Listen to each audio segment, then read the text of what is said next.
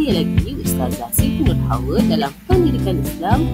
Kita akan belajar mengenai Jiran Jauhi pada hari ini untuk tahun 5 dan tema kita pada hari ini adalah Badan Sihat Hidup Ceria. Okey, baiklah anak-anak semua, sebagai pengenalan bagi topik ataupun tema ini, kesihatan adalah anugerah yang sangat berharga walaupun sebanyak mana pun kekayaan dan kemewahan yang kita miliki. Kita tidak akan dapat menikmati kehidupan yang sebenar tanpa kesihatan yang baik. Oleh itu adalah penting untuk kita menjaga kesihatan dan mengamalkan gaya hidup sihat. Baiklah anak-anak, pada pembelajaran hari ini, bukan sahaja akan membincangkan tentang amalan hidup sihat, tetapi juga akan mengaitkannya dengan mata pelajaran jauh.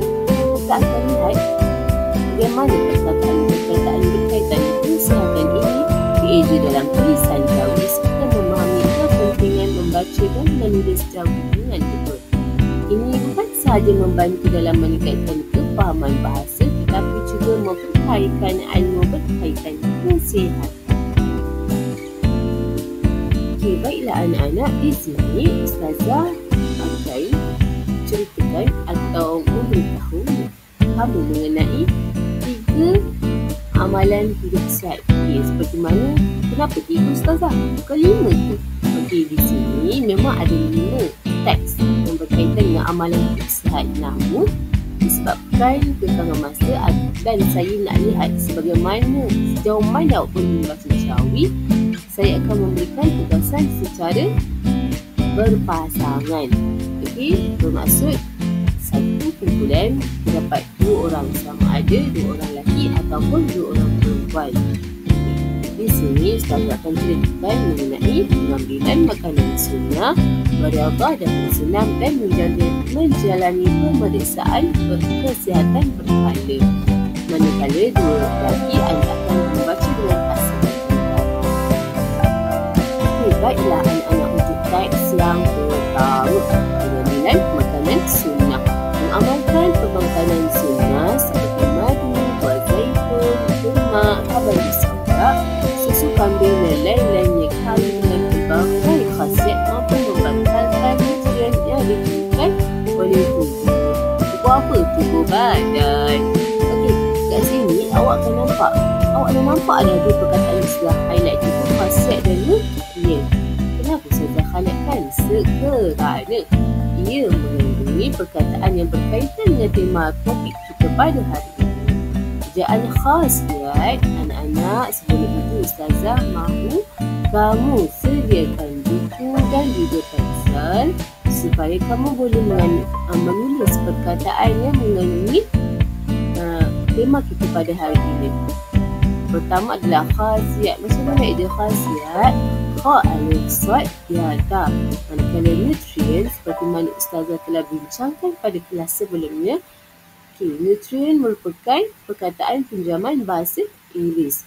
Pinjaman bahasa Inggeris, anda perlu mengeja mengikut perkataan ataupun huruf yang terdapat dalam perkataan tersebut. Okey.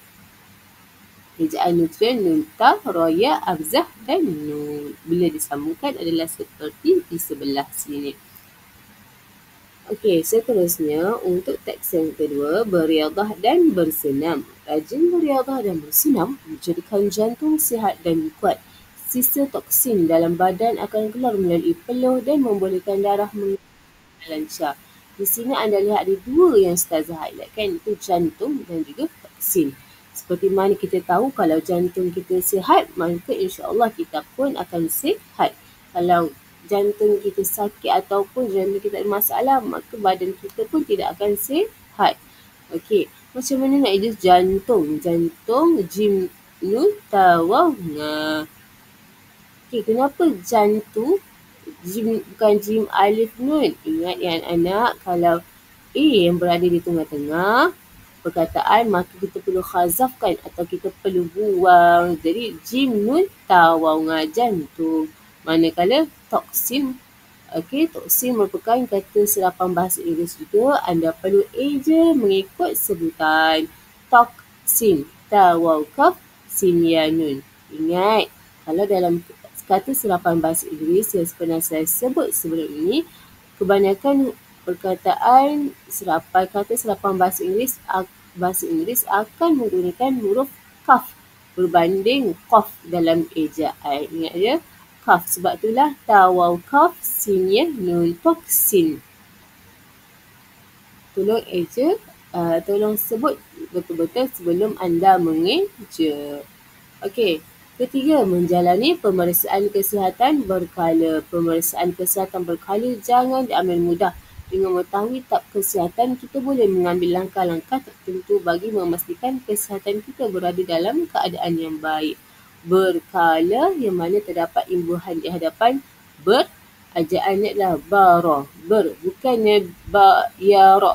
Ingat anak-anak, i pepet. Anda perlu buang i di tengah tu.